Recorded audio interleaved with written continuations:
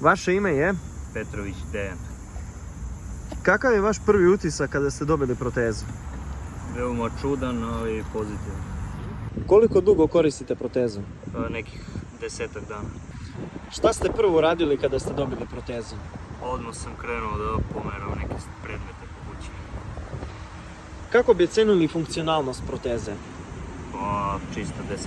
Koliko vam je vremenski bilo potrebno da se naviknete i prilagodite na protezu? Da li vam je to bilo teško? To nije brzo, to možda jedan dan. Tako brzo? Da. Da li ste zadovoljni komforom i udobnošću proteze? Jesam, baš odlično leži. Kako vam se sviđa dizajn? Vidim da ste vi izabrali karbonski stil. Dizajn je brutalan. Da li biste preporučili i drugima? Naravno, svakom bi preporučio kome je potrebno. Da li se dobro snalazite? Da.